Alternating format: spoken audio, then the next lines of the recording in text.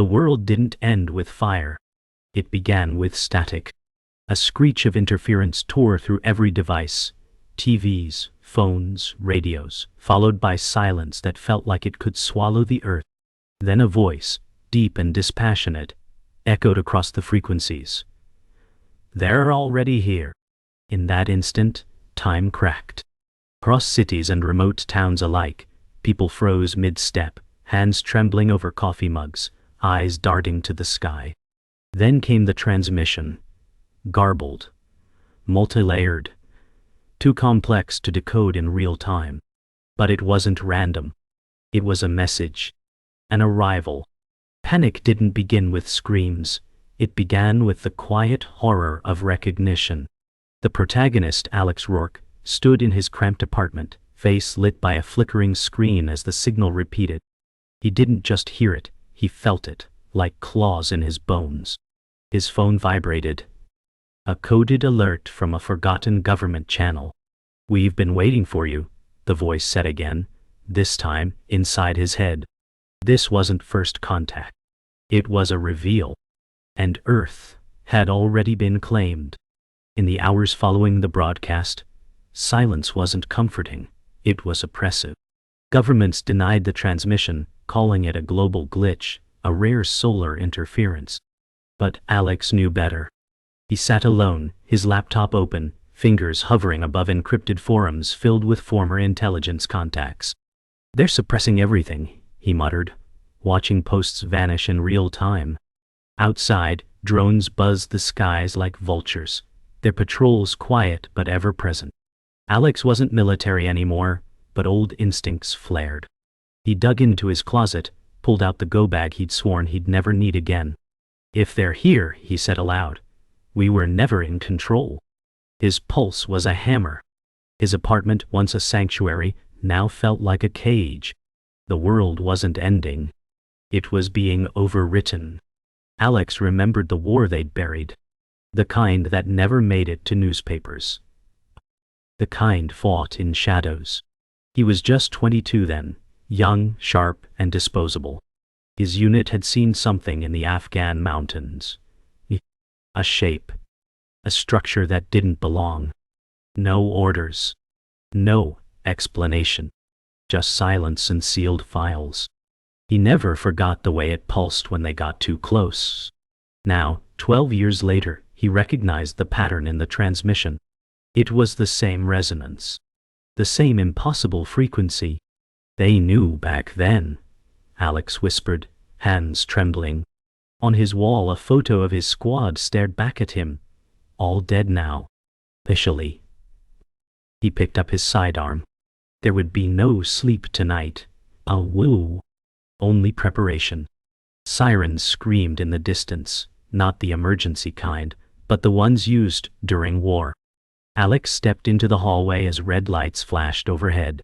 His neighbor, an old woman, opened her door with a blank stare. "They're coming," she said softly, before closing it again. Alex didn't respond. The elevator was dead.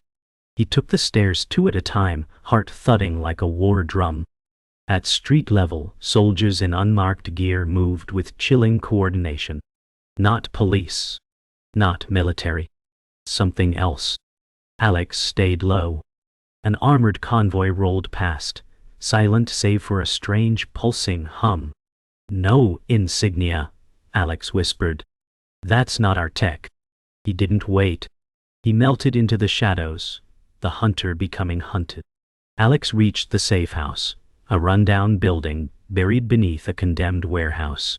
He punched in an ancient code, the door hissing open. Inside, dust, silence, and old ghosts. The bunker wasn't meant for comfort, it was meant for survival. Maps lined the walls. A terminal blinked to life. Echo 7 online, a synthetic voice confirmed. Alex uploaded a decrypted fragment of the alien signal. The AI processed it in seconds. Pattern match, 78%. Known origin. Subsurface Antarctica, excavation site 27. Alex blinked. He had buried site 27. Literally. And now it was awake. We didn't stop them, he said to himself. We opened the door. The walls felt closer now. The world had already changed. Alex wasn't ready to revisit the past, but he had no choice. The safehouse terminal synced with a hidden drive he'd buried years ago, old files, redacted dossiers, and one name he hadn't heard in a decade, Juno Mare. She'd been his partner during the war, intelligence, infiltration, and deep operations. They'd shared more than missions. Her betrayal had nearly broken him. The last message she ever sent blinked on the screen. If they come back, don't trust the chain. Find me. Alex stared at the coordinates embedded in the metadata, somewhere in the Utah wastelands. His hands trembled, not from fear, but from memory. She knew, he whispered. Outside, the sky turned a strange shade of violet, a color nature had never claimed. Time was running out. If Juno was alive, she was the only one who might still have answers. The Utah desert was ash-colored and eerily silent. Alex moved with practiced caution, the wind tearing at his coat as the old military jeep groaned across gravel.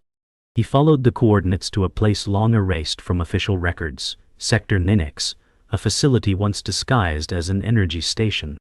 Now, it was just ruins and half-buried gates.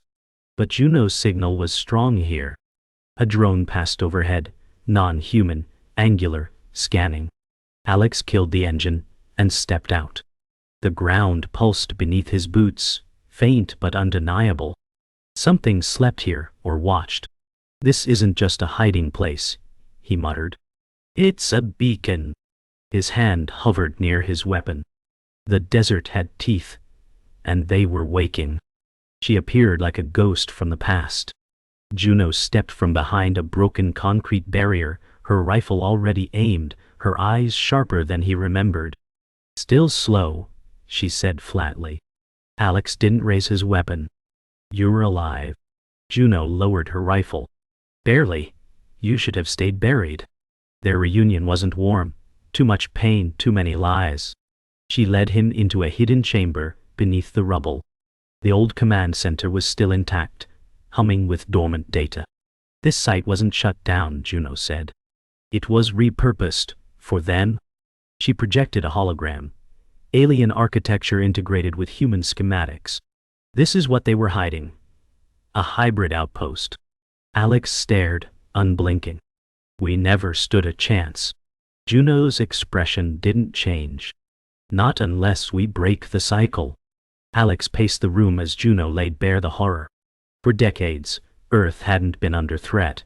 It had been part of an agreement. Select human factions had been trading sovereignty for technology, control, and power. The invasions are tests, Juno explained. We're the proving ground for war forms they deploy off-world. Earth is just one node in a galactic network. Alex felt sick. And the governments? Juno nodded grimly. Complicit. They call it the Great Alignment. But it's a leash. She handed him a data drive. Proof. Every name, every site, but if you release it, the world will burn. Alex clenched the drive. Then maybe it should. Juno didn't smile. Then we both better be ready to watch it burn. They emerged at sunrise, the sky painted with unnatural hues, orange veined with electric blue. The horizon shimmered like a curtain stretched too thin. They're accelerating, Juno said. Countdown's begun. In the distance, strange structures now rose from the desert, partially cloaked and phasing in and out. That wasn't there yesterday, Alex whispered. A sudden sonic boom shattered the silence. One of the alien ships breached low orbit, cloaked but visible to trained eyes. We don't have weeks. We have days, Juno said. Alex stared at the impossible skyline. The world they knew had already ended. It just hadn't admitted it yet. He turned to Juno. Then we don't wait. We bring this to the surface. And with that, Earth's last real soldiers stepped back into a war that never ended. The drive Juno handed over was a live feed, not just archived proof. As Alex watched, the signal bounced through buried satellite networks, revealing real-time alien movements, installations rising across multiple continents, Governments deploying Black Ops teams to silence witnesses. They're not preparing to fight, Alex said. They're preparing to transition.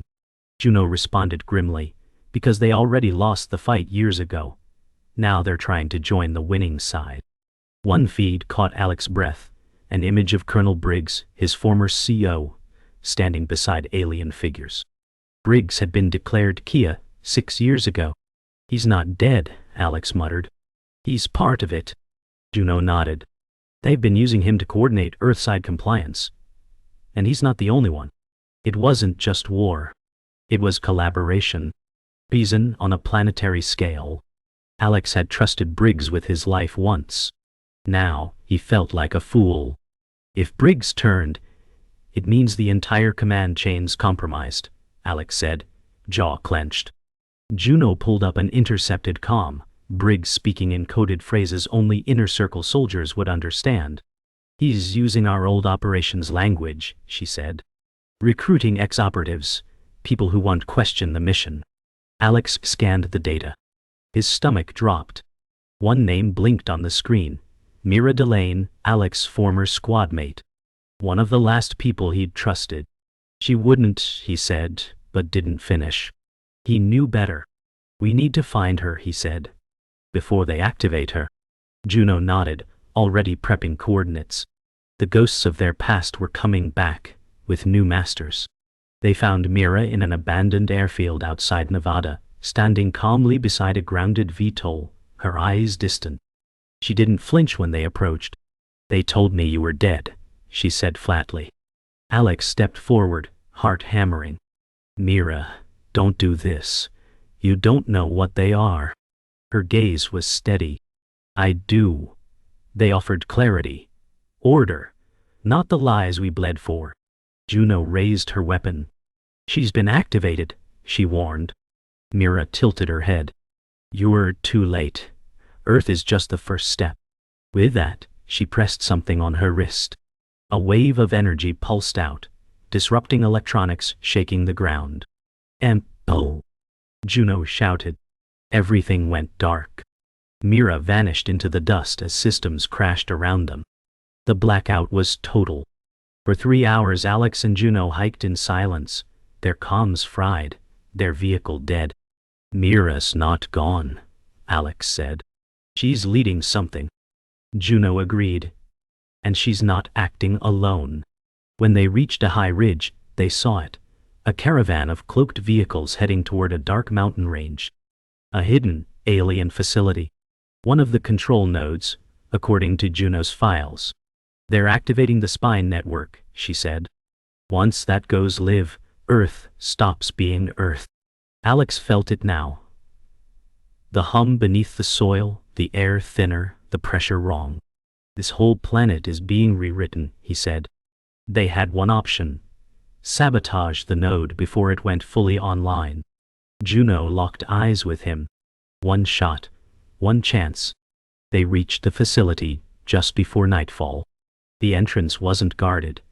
There were no soldiers, just towers humming with unnatural energy. Inside, it was silent but alive.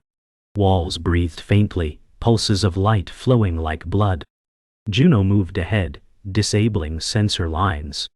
Alex placed charges along the network spine. This tech, it's not built. It's grown, he said, fingers trembling against the warm metal. In the central chamber, a pod pulsed with alien fluid, and inside floated a human figure.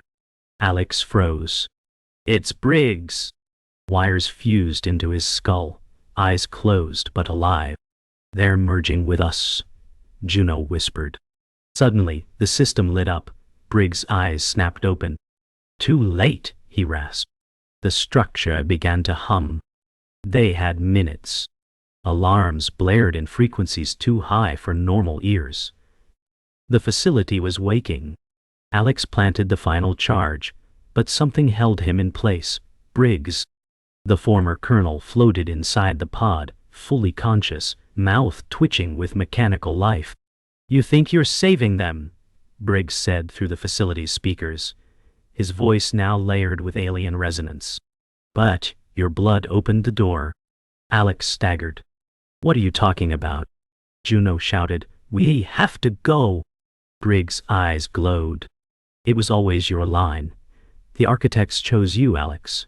You carry the signal. The words struck like a physical blow. Alex's mind flashed to childhood, lost time, strange dreams, seizures no doctor could explain. No, he whispered. I'm not part of this. But part of him already knew. He always was. Outside, the world trembled. As Alex and Juno escaped the collapsing node, the mountain shook with subterranean thunder. They barely cleared the entrance when the charges blew, ripping open the ridge in a blinding flash. But the relief was short-lived. In the sky, new anomalies formed, rifts pulsing with violet energy, distorting clouds like warped glass. That wasn't a shutdown, Juno muttered, eyes fixed upward. That was a trigger. The facility wasn't just a control node. It was a beacon. A signal Alex had unknowingly completed. I finished it, he said, breathless. I activated it. Juno turned to him, eyes cold. Then we need to know what else your bloodline is hiding, before the rest of them arrive. The stars above twisted. Something had noticed.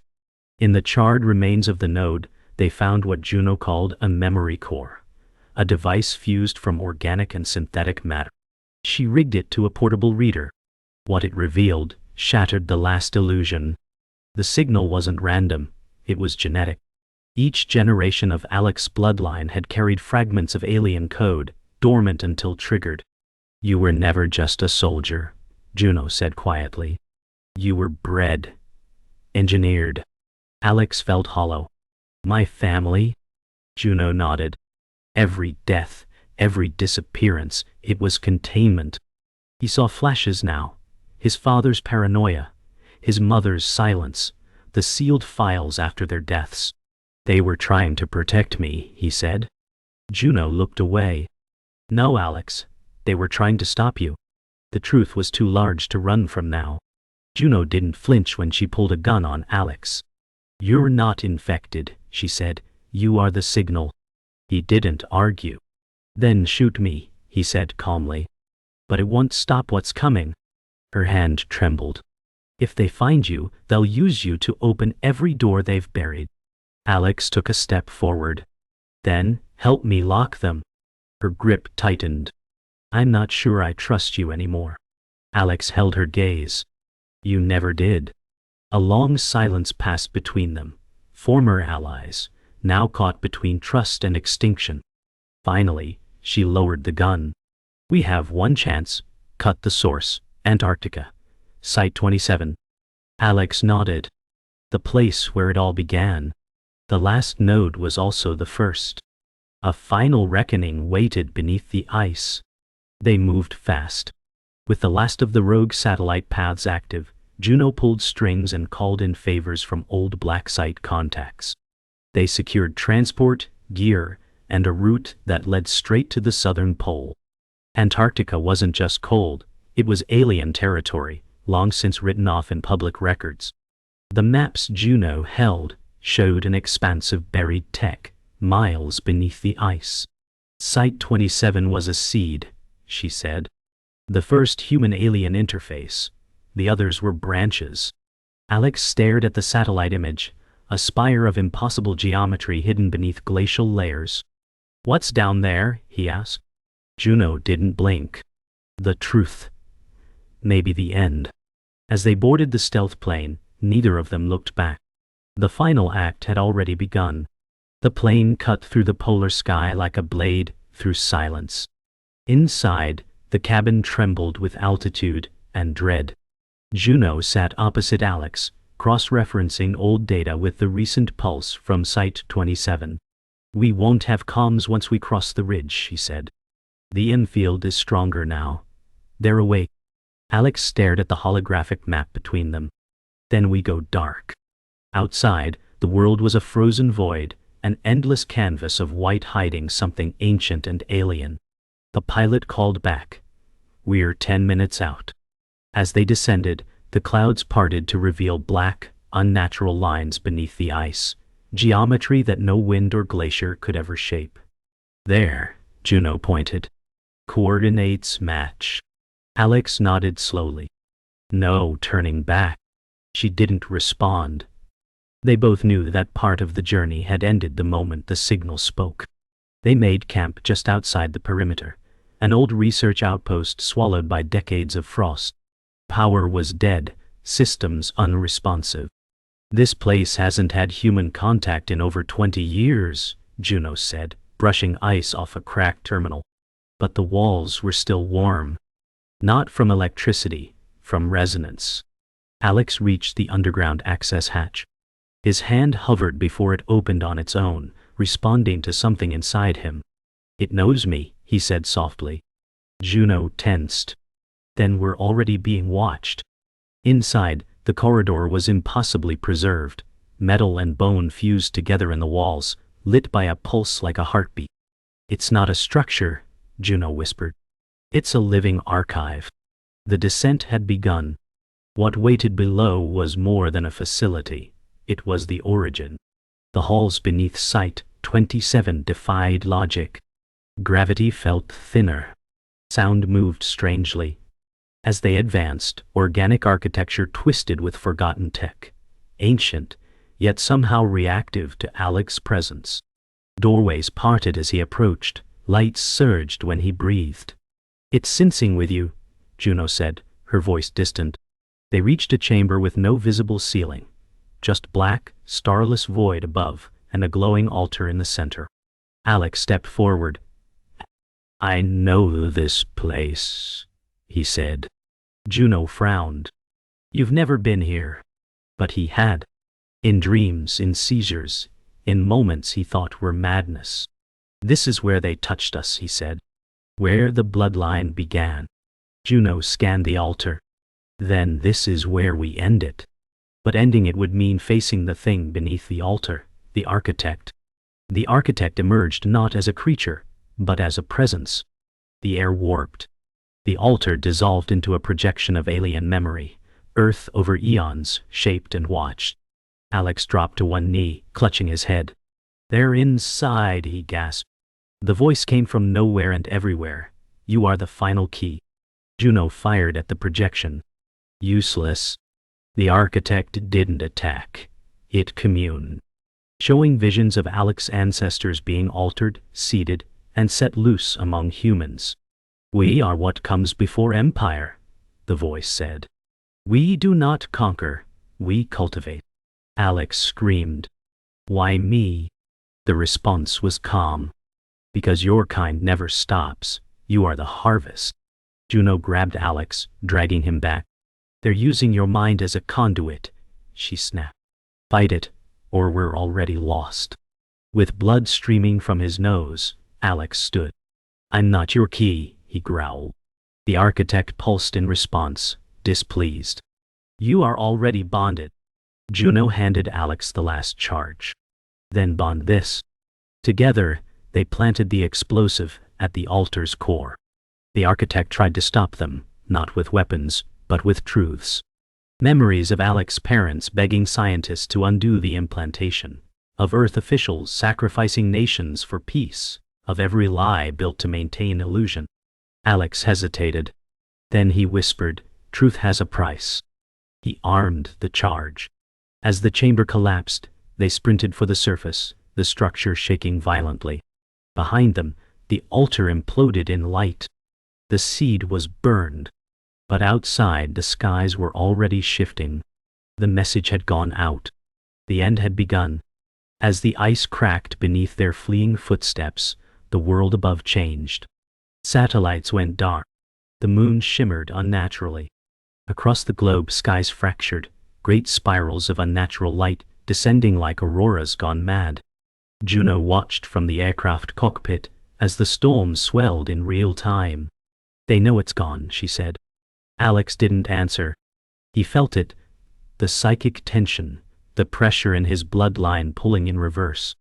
The architect may be dead, but its message had already been received. Earth was now a blinking beacon in the void. This is a declaration of war, Juno said. Or worse, invitation accepted. Governments scrambled.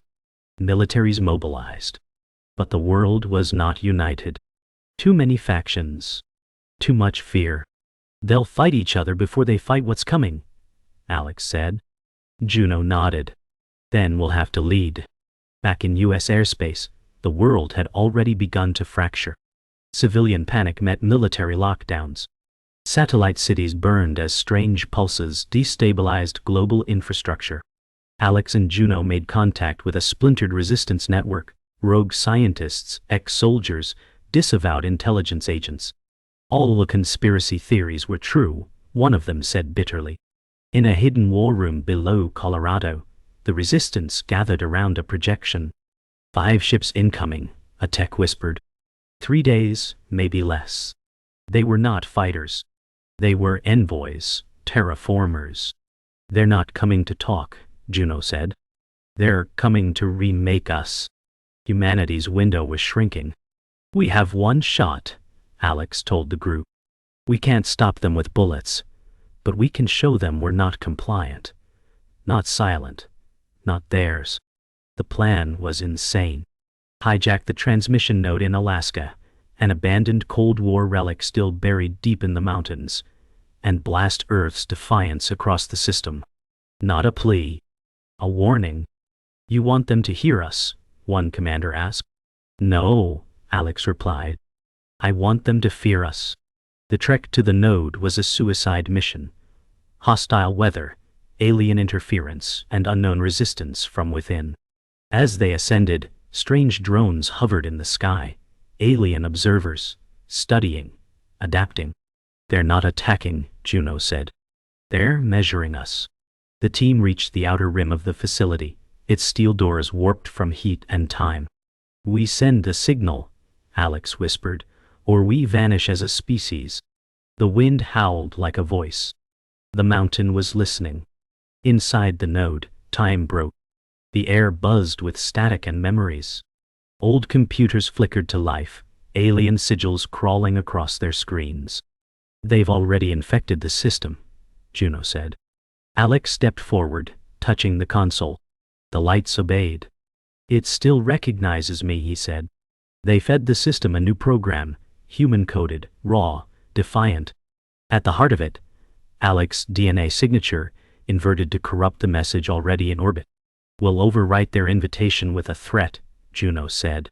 But just as the upload began, an alert pulsed. Inbound entity. Something was coming, fast. They found us, Alex whispered. The storm outside roared. The first envoy had arrived, not in orbit, but on the ground. Not to negotiate, but to reclaim. It wasn't a ship, it was a creature. A biomechanical titan, part machine, part intelligence, emerging from the snow, tearing through the trees with bone-crushing weight. That's not a scout, Juno said. That's judgment. The node shook violently. Outside, resistance fighters opened fire. Useless. Thing adapted, its armor shifting, learning. Alex stepped outside. The creature paused. It recognized him. He raised a signal booster, broadcasting the corrupted message. You want to harvest us? He shouted. Then choke on our refusal. The air warped. The creature screamed, a signal disruption piercing its core. It stumbled, roared, and collapsed, twitching like a dying god. But the sky was already glowing again. More were coming. And this time, they would bring war with them. The world didn't celebrate its survival. It braced for retaliation. Cities flickered between blackout and chaos. Governments no longer hid the truth.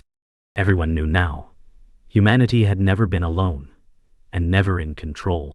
From underground bunkers to orbital platforms, people waited, not for salvation, but for what came next.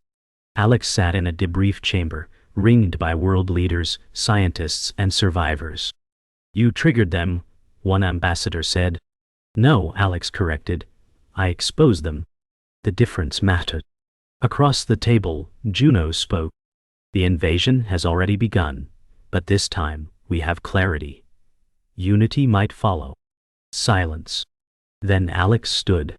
They thought we were soft, fragmented, but they underestimated what humans do best. We adapt. we fight. And when we lose, we come back harder. Outside, the sky shimmered like a waiting mouth. The enemy ships entered low orbit without ceremony.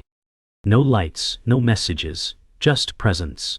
Massive vessels, biomechanical and silent, casting shadows on oceans and continents. "They're not bluffing," Juno said, watching from a high-altitude recon platform. Alex stood beside her, helmet in hand, armor newly issued, heavy with weight and implication. "Neither are we," he replied. Humanity had mobilized. Resistance networks transformed into unified defense grids. Scientists weaponized knowledge once hidden. The first contact wasn't a war, it was a test. This was the reckoning. As the first energy surge emitted from the lead vessel, Earth's orbital cannons activated. "Tell them," Juno said, "we're not the prey anymore." Alex tapped the comms. "Earth to all units, engage. Send them back bleeding stars." The sky ignited. Earth's atmosphere became a battlefield of light and ruin.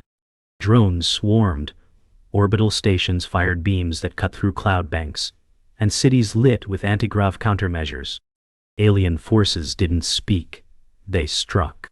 But humanity responded with precision. Juno led aerial defense units from command, calling strikes, rerouting interceptors. Alex, deployed in an exosuit laced with hybrid tech, became the spear point. He moved through chaos with purpose, every step sensing with weapons Earth should never have possessed. Gifts from the enemy, turned against them. "They taught us too much," Alex muttered, as he launched another shockwave. Juno's voice crackled in his comms. "Then let's remind them who we are." It wasn't just survival. It was redefinition. As the battle turned in Earth's favor, the alien fleet shifted tactics. One ship descended. Not to fight, but to land. In the silence that followed, a door opened. A figure emerged, tall, androgynous, shimmering in reactive armor. Alex and Juno arrived seconds later. "This is not conquest," the being said in perfect English. "It's resolution. You were the anomaly. Now you are the variable." Alex stepped forward. "Then recalculate."